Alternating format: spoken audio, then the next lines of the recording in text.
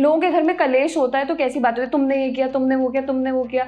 मेरे पापा को जाके बोलो कि पापा यार लाइफ में ये बुरा हो गया, कहते हर किसी को मुकम्मल जहां नहीं मिलता, किसी को जमीन किसी को आसमान नहीं मिलता। तो ये बचपन से चल रहा है। प्यार की परिभाषा होती है, ब्रेकअप पे भी आएंगे, लेकिन प्यार की परिभाषा क्या है, अब उसको डिफाइन करना चाहें।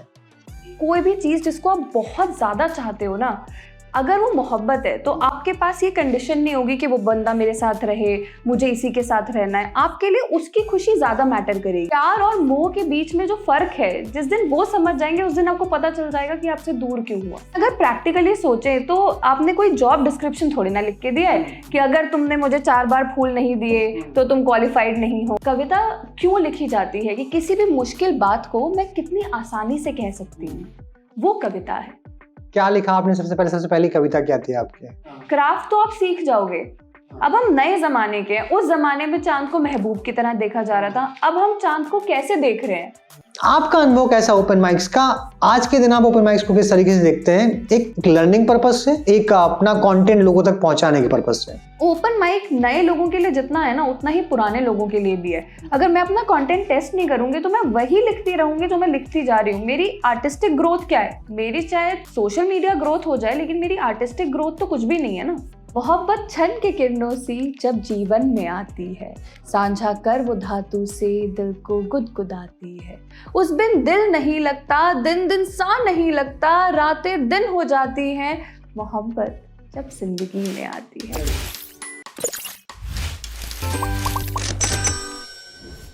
कविशाला में आप सभी का स्वागत है।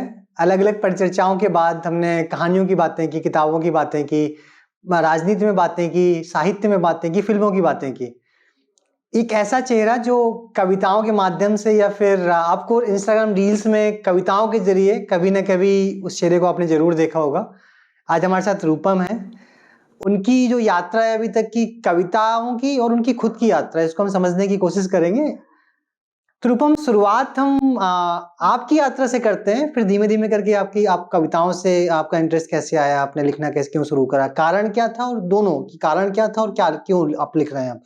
पहले आपकी यात्रा कि आप कहाँ से बिलोंग करते हैं, आप दिल्ली एनसीआर में कैसे आए, ये अगर आप दर्शकों के लिए साझा कर पाए। देखो, आप जब भी किसी भी कविता से रिलेटेड या पोएम से रिलेटेड किसी को भी बुलाते हैं, या कवयित्री कवि किसी को भी बुलाते हैं, तो आपका सबसे पहला इंटेंट क्या रहता है कि कोई छोटे शहर से आया होगा, हाँ। दिल्ली में आके बस गया होगा।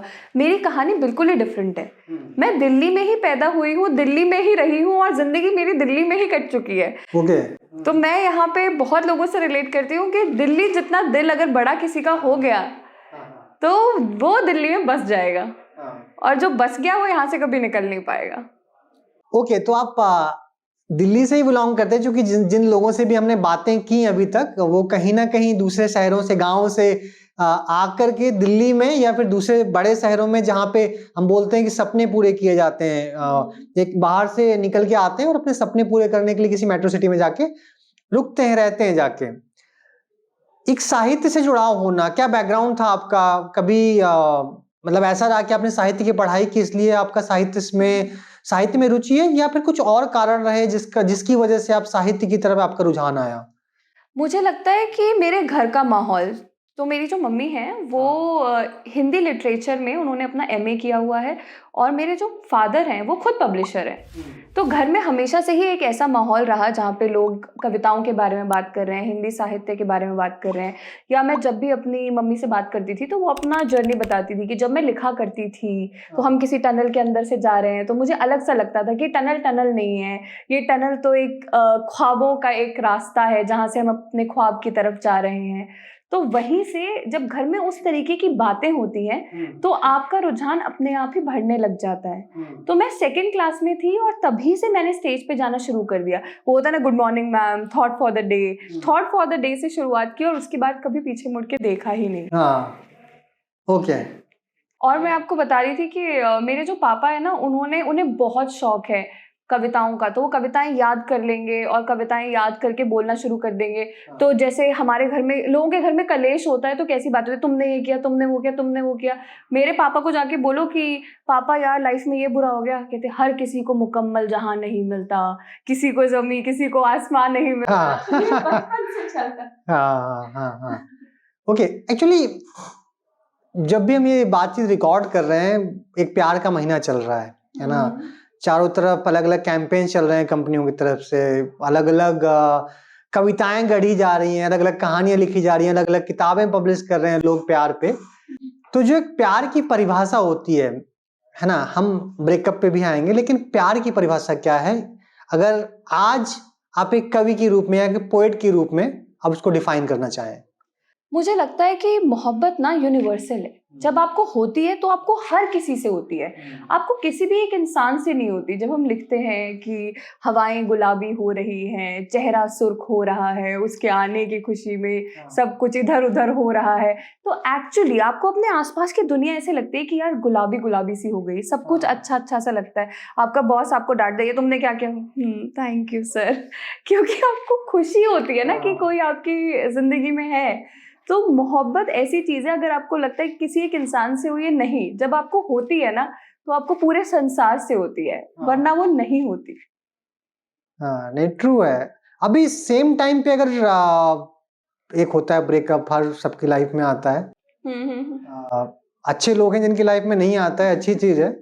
तो अगर ब्रेकअप को डिफाइन करना हो प्लस किसी को एक्सेप्ट करना हो, दोनों चीजें कि ब्रेकअप, मुझे ऐसा लगता है कि कोई भी चीज जिसको आप बहुत ज्यादा चाहते हो ना, अगर वो मोहब्बत है तो आपके पास ये कंडीशन नहीं होगी कि वो बंदा मेरे साथ रहे, मुझे इसी के साथ रहना है। आपके लिए उसकी खुशी ज्यादा मैटर करेगी कि ये बंदा खुश रहे अपनी जिंदगी में, जहां भी रहे, जैसे भी रहे, खुश रहे। लेकिन जहां पर ऑब्सेशन और पोजेशन आ जाता है कि ये तो मेरा है, मेरे साथ ही रहे, तो कुदरत का एक नियम है, जिस चीज से सबसे ज्यादा लगाव करोगे वो चीज आपसे दूर हो जाएगी। क्योंकि अगर आपने गीता भी पढ़ी होगी, हम बहुत सारे रेफरेंसेस देते हैं, तो उसमें यही है ना कि आप प्यार और मोह के बीच में जो फर्क है, जिस दिन वो समझ जाएंगे उस दिन आपको पता चल जाएगा कि आपसे दूर क्यों हुआ। फिर हम बोलते हैं कि हम तो रॉन्ग चॉइसेस कर रहे हैं लाइफ में, हमारे साथ एक ही चीज रिपीट हो रही है। मैंने इसके ऊपर लिखा भी था कि मोहब्बत का एक साइकिल है, कोई आता है, आपको प्यार होता है, फिर वो इंसान चला जाता है, फिर आपके लिए मोहब्बत की एक परिभाषा बदल जाती है, अब मैच्योरिटी आ गई आपकी जिंदगी में, फिर मोहब्बत की एक परिभाषा बदल जाती है। लेकिन ये क्यों हो रहा है? क्योंकि हम इससे ये सीख ही नहीं पा रहे कि प्यार समर्पण है, प्यार नहीं है कि आप किसी को बुलाएं, बिठाएं, बैठें, ये करें, वो करें। जहां पे आपको ये सब करना पड़ रहा है वहां प्यार नहीं है। तो आप जो इंसान जैसा है, जैसे आप हैं, आपको वैसे एक्सेप्ट करें, जैसे वो हैं आप उनको वैसे एक्सेप्ट करें, और फिर दोनों मिलकर एक बराबरी का रास्ता चुने कि ये रास्ता हम दोनों के लिए काम करता है। बट बोलते हैं कि प्यार में एक्सपेक्टेशंस होनी चाहिए एक दूसरे से, है ना। तो मतलब समझ नहीं पाते कि प्यार में एक्सपेक्टेशंस होनी चाहिए एक दूसरे से, कुछ ना कुछ होता है एक्सपेक्टेशंस की, मेरे लिए ये एक्स है, उसकी अगर लड़की है तो वाई से कुछ एक्सपेक्टेशंस होंगी, लड़का है तो कुछ दोनों से एक्सपेक्टेशंस होती हैं। तो वो कितना जायज है एक दूसरे से एक्सपेक्टेशंस रखना प्यार में? यार मुझे लगता है, देखो, एक्सपेक्टेशंस आती हैं, अगर मैं बोलूंगी कि एक्सपेक्टेशंस नहीं है और एक्सपेक्टेशंस मैं नहीं करती तो ये तो बहुत गलत बात होगी। लेकिन अगर प्रैक्टिकली सोचें तो आपने कोई जॉब डिस्क्रिप्शन थोड़ी ना लिख के दिया है कि अगर तुमने मुझे 4 बार फूल नहीं दिए तो तुम क्वालिफाइड नहीं हो, अगर तुम्हारे पास बीटेक की डिग्री नहीं है, बीटेक की डिग्री तो खैर नहीं हो, लेकिन बीटेक की डिग्री नहीं है तो आप क्वालिफाइड नहीं हो। ऐसे थोड़े ना, जॉब डिस्क्रिप्शन थोड़े ना कि आप क्वालिफाई ही तब करोगे जब आप ये सब करोगे।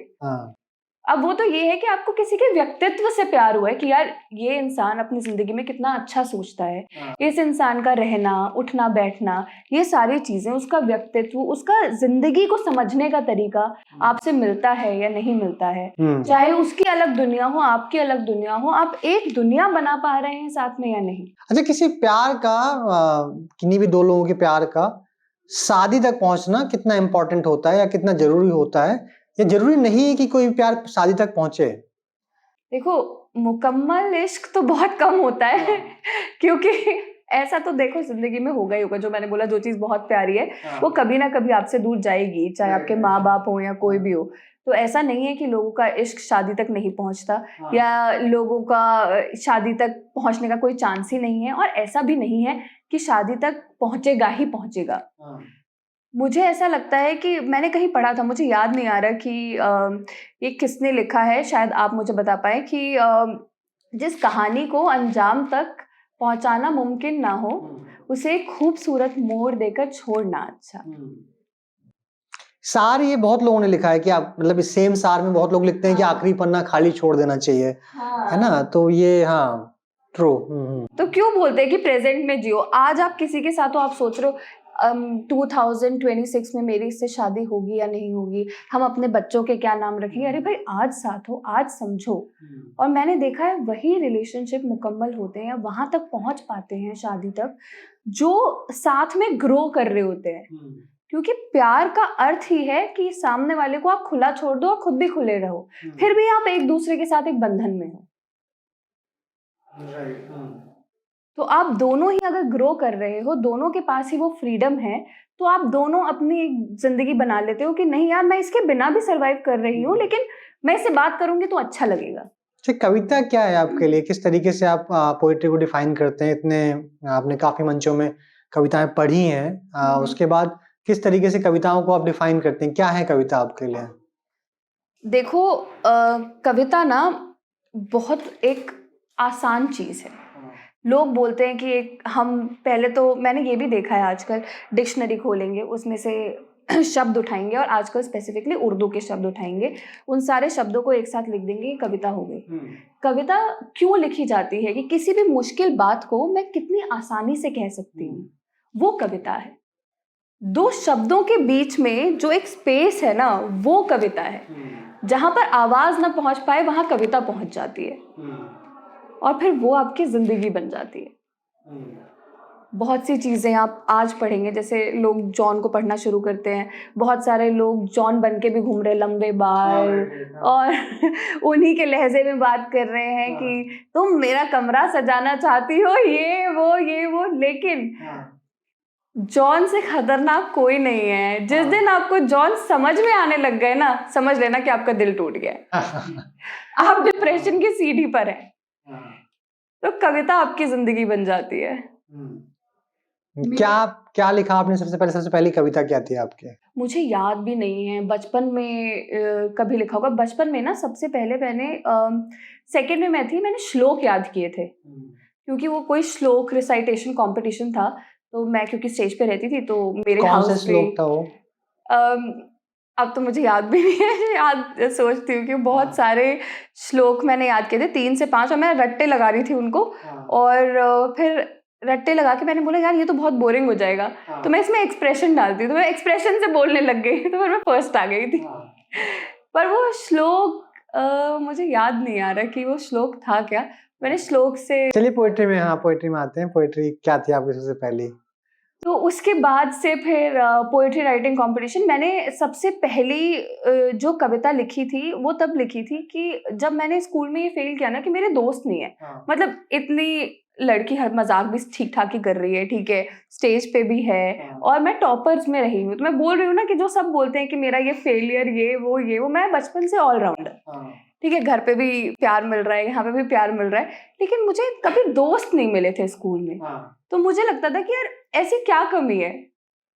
तो मैंने सबसे पहली कविता ना दोस्ती पर ही लिखी थी कि friendship, people don't look at me, should I talk to this person, will this person be a nice person to me, ऐसे करके मैंने कविता लिखी थी कि दोस्ती के ऊपर। और वहां से फिर मैंने लिख के एक्सप्रेस करना स्टार्ट कर दिया। पोइट्री लिखने के लिए पढ़ना कितना जरूरी है? आप किन लोगों को पढ़ते हैं? किस तरीके के पोएट्स पढ़ते हैं? किस तरीके के राइटर्स पढ़ते हैं? पहले ये कि पढ़ना जरूरी कितना है एक लिखने के लिए, कविता हो या कहानी हो, कुछ भी लिखना हो? कविता और कहानी मुझे लगता है वो आप तक पहुंचती है। अब मेरे दिमाग में कोई थॉट है, मुझे नहीं पता कि ये एक कविता बनेगी या ये कहानी बन जाएगा, लेकिन उसके अंदर जो शब्दों की जरूरत है, जिस बात को कहने के लिए मैं 5 शब्द यूज कर रही हूँ, वो बात 2 शब्दों में कही जा सकती है, ये तो मुझे लोगों को पढ़कर ही पता चलेगा ना। इसलिए पढ़ना जरूरी है। अगर आप नहीं भी पढ़ोगे तो ऐसा नहीं है कि आप लिख नहीं पाओगे, लेकिन जो बात आप लंबा स्ट्रेच करोगे उसको, वो बात आप कम शब्दों में और बेहतर रूप में कैसे कह सकते हैं। अब मेरे को अगर नहीं पता तो मैं चांद को महबूब ही लिखती रहूंगी। अब मुझे पता है कि चांद को महबूब तो बहुत अच्छा लिखा जा चुका है, बहुत अच्छा लोगों ने लिख के छोड़ दिया है, तो मैं क्या ही नया लिख दूंगी। तो हम नए जमाने के, यही मुझे लगता है। मैं किसी ओपन माइक में भी जाती हूँ ना, तो मैं यही चीज देखती हूँ कि थॉट क्या है।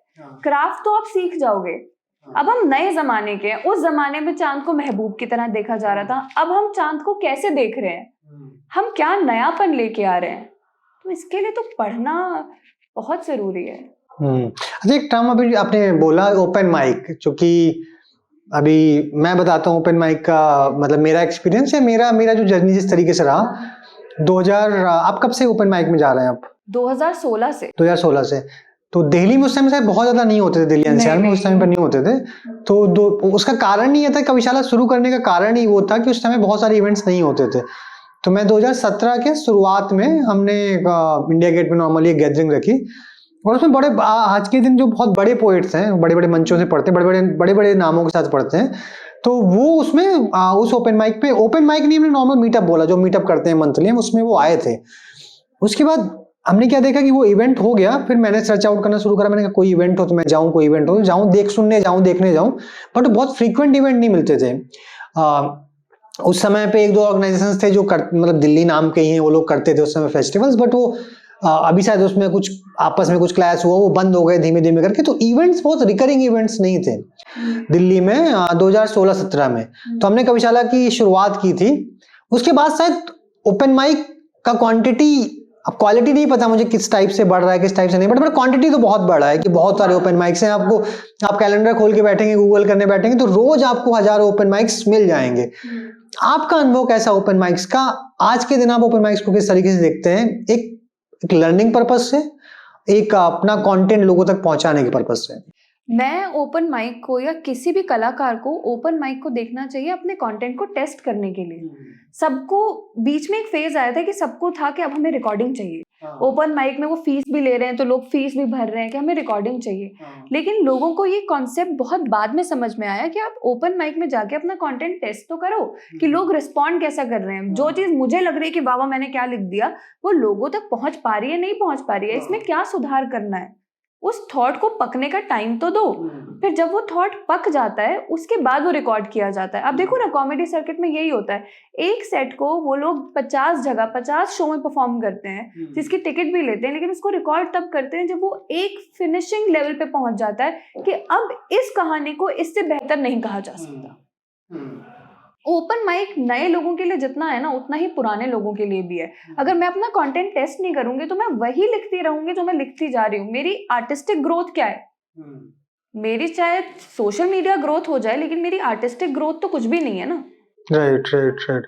मुझे लगता है ना कि ओपन माइक का जो परिभाषा है, उसकी डेफिनेशन है ना, वो लोगों ने चेंज कर दी है।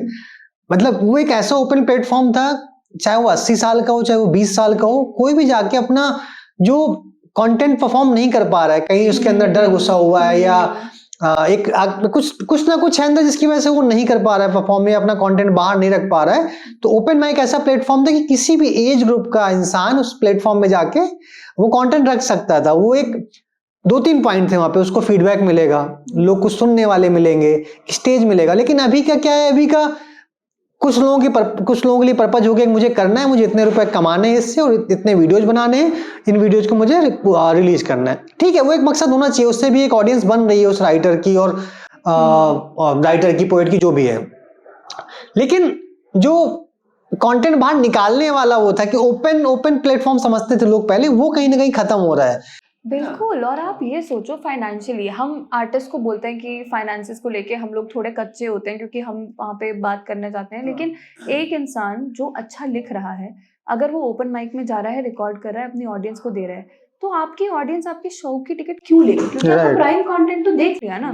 और आप पूरी मार्केट खराब कर रहे हो। अब उन्हें लगेगा, फॉर एग्जाम्पल आपके 200 के फॉलोअर्स हैं, अगर सोशल मीडिया की भाषा में बात करें, मेरे 10 के फॉलोअर्स हैं, आपके 200 के फॉलोअर्स हैं, आप ओपन माइक में बहुत बढ़िया परफॉर्म कर रहे हैं, लोग आपके लिए ताली बजा रहे हैं, वीडियो ले रहे हैं, वीडियो डाल रहे हैं, आपके फॉलोअर्स और बढ़ते जा रहे हैं। आप अपने शो का कंटेंट तो फ्री में दे रहे हो, लेकिन मैं आर्टिस्ट हूँ, मेरी फाइनेंशियल कंडीशन नहीं अलाउ करती, या अगर करती भी है तो एक आर्टिस्ट को उसका ड्यू मनी मिलना चाहिए। तो मैं कल को शो डालूंगी तो कोई 200-250 के भी टिकट क्यों लेगा?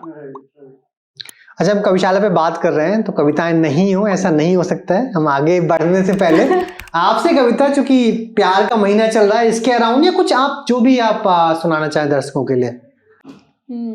मोहब्बत क्षण के किरणों सी जब जीवन में आती है, साझा कर वो धातु से दिल को गुदगुदाती है। उस बिन दिल नहीं लगता, दिन दिन सा नहीं लगता, रातें दिन हो जाती हैं। मोहब्बत जब जिंदगी में आती अरे वाह, बहुत बढ़िया। कुछ ब्रेकअप के ऊपर लिखा आपने? है। ब्रेकअप के ऊपर तो हर राइटर लिखता है, दिल टूटा, लेकिन मैंने एक नई चीज लिखी कि अगर आपका दिल टूट भी जाए तो आप खुद को कितना प्यार कर सकते हैं, खुद को कितना संभाल सकते हैं। क्योंकि देखो, सच बात ये है कि इस दुनिया में जितने भी लोग हैं ना, जितने भी करोड़ लोग हैं, आपको किसी से कोई फर्क नहीं पड़ता, लेकिन आपका दिल तोड़ेंगे आपके अपने। हाँ, ये सच है, ये लिख लो। और अगर आपको इतना ही डर लगता है दिल टूटने से, तो फिर रोड पे बाहर मत निकलो। ये तो वही बात होगी ना, रोड पे जाएंगे तो एक्सीडेंट से भी डरेंगे, तो जाना तो पड़ेगा ही। मुझे लगता है कि kindness is the only solution. अगर आप दूसरों के लिए काइंड हो, तो आप काइंडनेस अपने लिए भी रख सकते हैं। क्या मोटिवेट करता है एक मतलब बहुत सारी चीजें होती हैं कि सबका ना एक स्टेज होता है कि मुझे यहाँ तक पहुंचना है, मेरे इतने फॉलोअर्स हो जाए। अगर आज के दिन में बात करें, जो कि लोग सोशल मीडिया की बहुत बातें करते हैं, हम इवन अभी जो हम कंटेंट बनाने का प्रयास कर रहे हैं उसमें सोशल मीडिया का बिल्कुल रोल नहीं है। हम ऐसा कंटेंट बना रहे हैं जो हो सकता है सोशल मीडिया में नहीं चले, है ना। वो सोशल मीडिया की जनता है उसको पसंद ही नहीं है। हम उसको डॉक्यूमेंट करना चाह रहे हैं कि आगे चल के अगर किसी को कुछ चीजें पढ़नी है, किसी के बारे में कुछ जानना है, तो इन वीडियोस के थ्रू वो जान पाए, है ना। तो एक जो लेखक होता है या एक कवि होता है, उसको मान लीजिए आज वो यहाँ पे 3 किताबें लिख चुका है या 25 जगह परफॉर्म कर चुका है, उसको मोटिवेट, खुद को पुश करने के लिए क्या मोटिवेशन फैक्टर्स होते हैं कि वो अपने आप को पुश करे कि मुझे नहीं और पोएट्री लिखनी है, या मुझे और परफॉर्म करना है, या मुझे और किताबें लिखनी है? देखो, दोनों की जर्नी अलग है। अगर आप परफॉर्मर हो, जैसे मैं अपनी बात करूं, तो मुझे परफॉर्मेंस में बहुत मजा आता है। हाँ। तो परफॉर्मेंस के लिए आपको परफॉर्मेंस की तैयारी करनी पड़ेगी। तो मेरा मोटिवेशन ये होगा कि स्टेज पे खड़े होकर कोई मेरे लिए एक बंदा भी ताली बजा दे, तो मेरे को उस एक बंदे के लिए ना और बेहतर करना है। लेकिन दूसरे, अगर आपको राइटर अच्छा बनना है, तो देखो, कविता और कहानी तो आप तक पहुंचती है। मैंने ऐसे बहुत लोगों को देखा है जो बोलते हैं कि नहीं, मुझे अब नहीं करना, अब मुझसे नहीं होगा, अब हम ये सब छोड़ के जा रहे हैं। फिर 15 दिन बाद एक कविता डाल रहे होते हैं। क्योंकि आप नहीं रह सकते। सोशल मीडिया से आप गायब हो सकते हो कि मुझे दुनिया से शेयर नहीं करनी, पर आप लिखे बिना रह ही नहीं सकते। वो चीज आप तक पहुंच जाएगी, और वो जब तक बाहर नहीं आएगी ना, तब तक वो आपको परेशान करती रहेगी। तो आर्ट आपको चुनती है, your art chooses you, you do not choose your art. आप किस तरीके से अपनी कविताएं लिखते हैं? क्या फैक्टर्स होते हैं? क्या दुखी होना जरूरी होता है? जैसे सभी लोग बोलते हैं कि किसी पोएट्री को लिखने से पहले मतलब वो चीज घटी होनी चाहिए इंसान के साथ में। ऐसा नहीं है। अब आप बाहर भूखे बच्चे को देखेंगे तो जरूरी थोड़ी है कि आप भी भूखे हो, लेकिन आपको वो दिन याद आ जाएगा जब आप कभी भूखे थे, चाहे खाना लेट मिला हो। और गुलजार साहब ने कितना अच्छा बोला है कि लोग दुख को इसलिए पकड़ते हैं क्योंकि दुख लंबे समय तक रहता है। खुशी है वो क्षणिक है, वो सिर्फ एक मोमेंट की है कि आप खुश हो गए, हाँ ठीक है, ओके। दुख लंबे वक्त तक रहता है, तो लंबे वक्त में आपको समय ज्यादा मिल जाता है लिखने के लिए। और फिर आप कैसे उससे बाहर निकलते हैं। मोटिवेशनल कविताएं, दिनकर की कितनी कविताएं हैं जो मोटिवेशनल हैं। जवानियां पढ़ लीजिए आप, या और भी बहुत बाकी कविताएं हैं जो आपको इतना मोटिवेट कर देंगी कि आप जिंदगी को एक दूसरे तरीके से देखने लग जाएंगे। तो दुख लंबे वक्त तक चलता है, इसलिए कंटेंट तो आप लिख ही रहे हो ना, दुख का कंटेंट ज्यादा हो जाता है। अच्छा, आपका और अपने दिनकर की बात की तो मेरे दिमाग में अचानक से आया, आपका और आलोक धनोआ का क्या रिलेशन है? कविताओं को जो क्या हर जगह बहुत कोट करते हैं उनको, और सब बहुत अच्छे लेखक हैं, बहुत सी कविताएं लिखी हैं उन्होंने, हर दिल को छूने वाली कविताएं लिखी है कि मुझे मतलब हर इंसान को लगे तो मेरे लिए लिख दिया इन्होंने। आपका क्या क्या रिलेशन है? आप किस तरीके से कविताओं को लेते हैं? और उसके बाद में कुछ आलोक धनोआ का आपसे सुनना चाहूंगा। हाँ, तो मैं तो पहले थैंकफुल हूँ कि मेरा ना पोएट्री रिलेटेड सर्किट जिसको हम बोलते हैं, डेली सर्किट में बहुत अच्छे लोग मिले। तो मैं शुरू से राइटर में अपने आप को अच्छा नहीं कहूँगी इतना, जितना मैं कहूँगी मैं परफॉर्मर बहुत अच्छी हूँ। मैं परफॉर्मेंस अच्छी करती थी, तो लोगों ने बोला यार आलोक धनोआ की एक कविता है, घर से भागी हुई लड़कियां, ये तुम पढ़ो और तैयार करो। तब मैंने कविता पढ़ी और मैंने तैयार की, पहली बार परफॉर्म की। एवरेज परफॉर्मेंस उसे मैं अपने हिसाब से बोलूंगी कि एवरेज था, कोई बहुत वाव नहीं था, कुछ नहीं था, क्योंकि वो कविता तब तक मेरी जिंदगी में नहीं उतरी थी। जिस दिन वो कविता मेरी जिंदगी में उतर गई ना, उस दिन उसके परफॉर्मेंस का लेवल ही अलग हो गया। वो कविता, मैं ये मानती हूँ कि मुझ तक सही वक्त पर पहुंची, क्योंकि मेरी जिंदगी में कहते हैं ना कि आपका प्रेजेंट आपको फ्यूचर के लिए तैयार कर रहा होता है। तो जब वो स्टेज आया, तब वो कविता ना जिंदा खड़ी हो गई। इसलिए मैं बार बार वो कविता बोलती हूँ, और ये होता है पढ़ने का इफेक्ट। और वो कविता कुछ ऐसी है कि घर की जंजीरें कितनी गहरी दिखाई पड़ती हैं जब घर से कोई लड़की भागती है। क्या उस रात की याद आ रही है जो पुरानी फिल्मों में बार बार आती थी, जब घर से कोई लड़की भागती थी। बारिश से घिरे वे पत्थर के लैंप पोस्ट, महज आंखों की बेचैनी दिखाने भर की उनकी रोशनी, और वो खतरनाक अभिनय लैला का जो मंच से उठता हुआ दर्शकों की निजी जिंदगियों में फैल जाता था। तो जैसा मैंने आपको बताया कि मैं दिल्ली में रही हूँ, लेकिन आपको लगता है कि यहाँ सब आज़ाद है, पर जंजीरें जब दिखाई देती है जब आप अपनी जिंदगी का कोई एक फैसला खुद से लेना चाहते हैं, कि आप अपने करियर को लेके कुछ सोचना चाहते हैं या अपने आप को लेके कुछ सोचना चाहते हैं, उस वक्त आपको वो जंजीरें दिखाई देने लग जाती हैं कि ये जंजीर है। ओके। आप जब आपने जो कि बहुत सारे स्टेजेस पे परफॉर्म किया हुआ है, तो मैं अपने सर्किट की बात करी कि आपका जो यहाँ पे दिल्ली एनसीआर में सर्किट बहुत अच्छा रहा। एक कविता को दो तरीके की कविताएं होती है कि एक मंची कविता होती है, एक नॉर्मल पढ़ने में बहुत अच्छी लगती है ना। आपने किस तरीके से डिफरेंस देखा? क्या आप दोनों में जब कविताएं गढ़ते हैं तो दोनों अलग गढ़ते हैं कि ये हाँ पढ़ने में अच्छी लगी बट ये परफॉर्मेंस इसका अच्छा नहीं हो सकता है? क्योंकि बहुत सारे नए लोग हैं जो देख रहे होंगे, उनके लिए वो परफॉर्म करना चाहते हैं, कुछ लोग केवल लिखना चाहते हैं, उनको ना डिफरेंस समझना बहुत जरूरी है ना। कि जैसे आपने जिस तरीके से पोएट्री पढ़ी तो गूजबम्स आ गया कि यार मतलब वो ना फील होने लगता है कि किसी की रियल लाइफ चल रही है कविताओं के जरिए, स्टोरी टेलिंग के जरिए। तो दोनों में फर्क कितना है, मतलब क्या फर्क होता है दोनों में? एक लिखे जाने वाला कंटेंट, कहानी या कविता, दूसरा परफॉर्म किए जाने वाला कविता, कहानी या किसी भी तरीके का कंटेंट। देखो, दोनों में ही फर्क, जैसा आपने बोला, बहुत फर्क है। ये आपको डिफाइन करना पड़ेगा। अब हर कोई अपने आप को खड़े होकर मैं बोल दूं कि मैं बहुत अच्छी राइटर हूँ, तो राइटर नहीं, आप राइटर हो सकते हो। लेखक होने में बहुत अच्छे या बहुत, मुझे लगता है कि वो पैरामीटर ही गलत है। लेकिन आपको डिसाइड करना पड़ेगा कि आपको अपने लेखन पे काम करना है, आपको अपनी परफॉर्मेंस पे काम करना है। अगर आपको अपनी परफॉर्मेंस पे काम करना है तो बहुत अच्छा लोगों ने लिखा हुआ है, जो कविताएं अब तक बाहर नहीं आई हैं। आप पहले उनको याद कीजिए, उनको परफॉर्म करिए, उनको जब आप परफॉर्म करेंगे तो आपको समझ में आएगा कि एक परफॉर्मेंस पोएट्री कैसे लिखी जाती है। एक परफॉर्मेंस पोएट्री में शब्दों से ज्यादा एक्सप्रेशन का खेल होता है, पॉजेस का खेल होता है। वहां आप कॉमा और फुल स्टॉप की बात करते हैं कि कहाँ पर अल्प विराम आएगा, कहाँ पर पूर्ण विराम आएगा, क्योंकि आपको सांस लेने के लिए, एक्सप्रेस करने के लिए, वॉइस मॉड्यूलेशन के लिए वो जगह मिल जाती है। और जो लिखने में बहुत अच्छी कविताएं होती हैं, जो पढ़कर आपको सुकून मिलता है, उनका क्राफ्ट कंप्लीटली डिफरेंट है।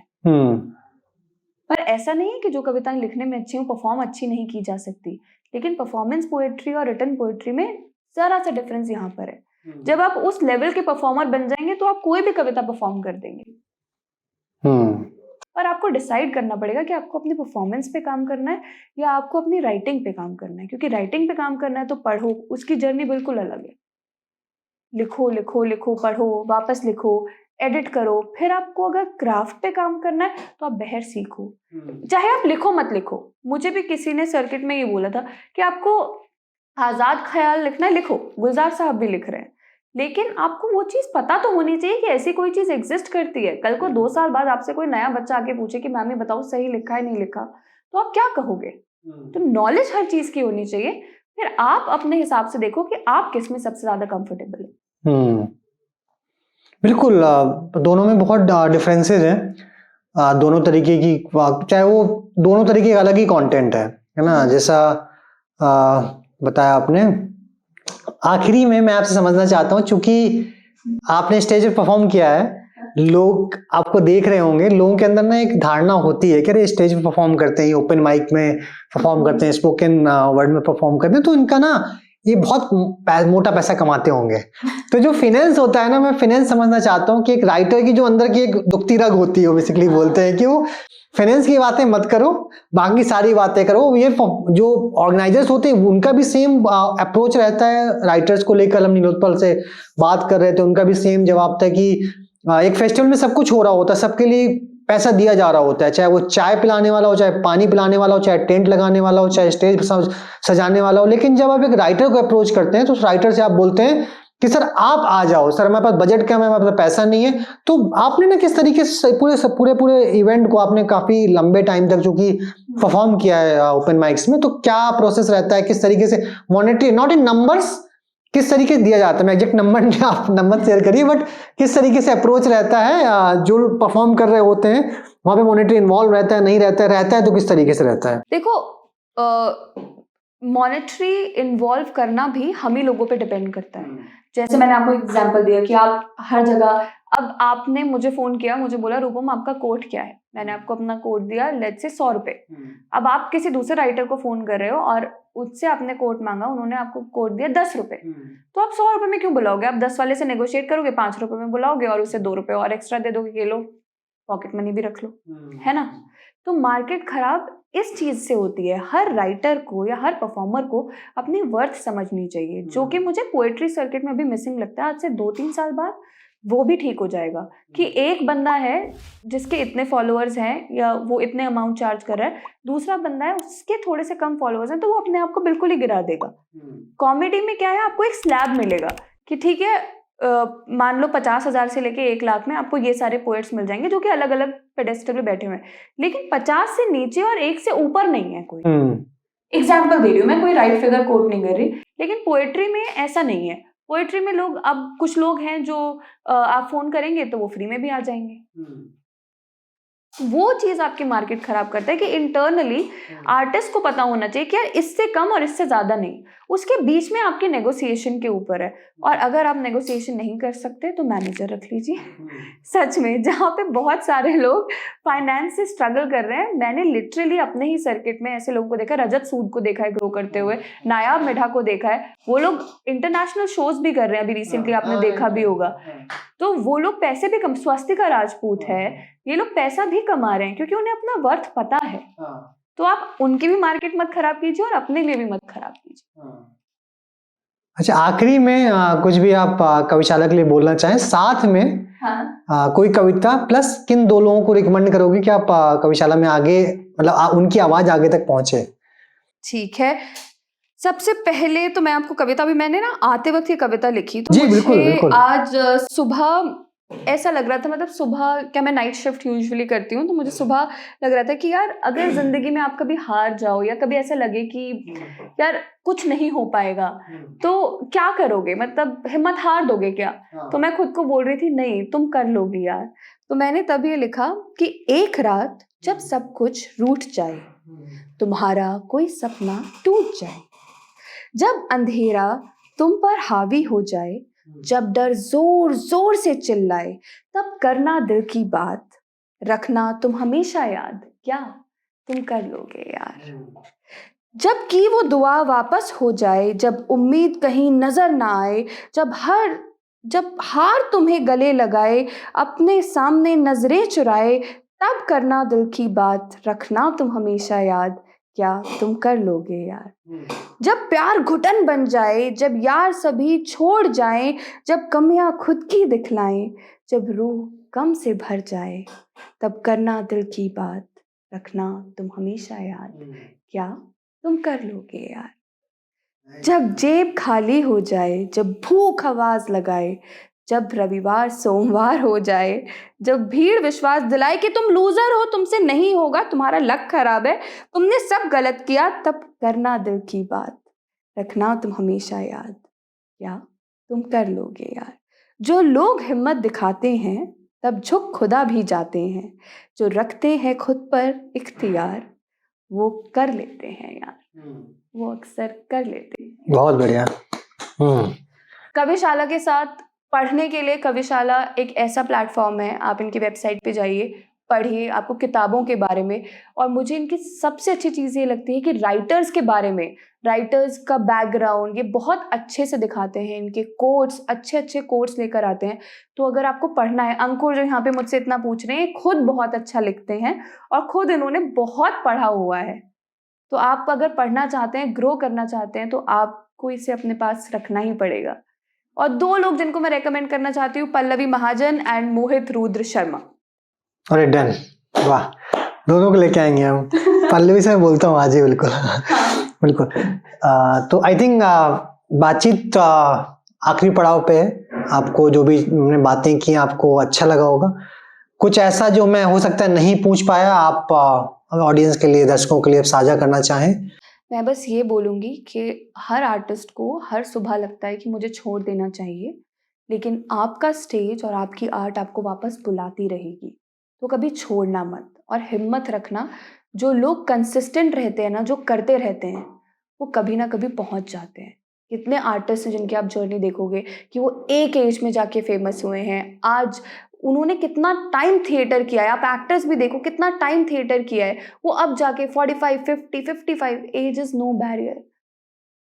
आपको अपने साथ सच्चे रहो ना रहो, लेकिन अपनी आर्ट के साथ सच्चे रहोगे तो जिंदगी में कुछ ना कुछ जरूर हो जाएगा यार। तुम कर लोगे यार। बिल्कुल।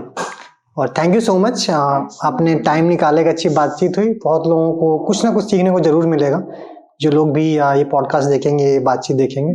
Thank you so much. Thank you Ankur, बहुत मजा आया।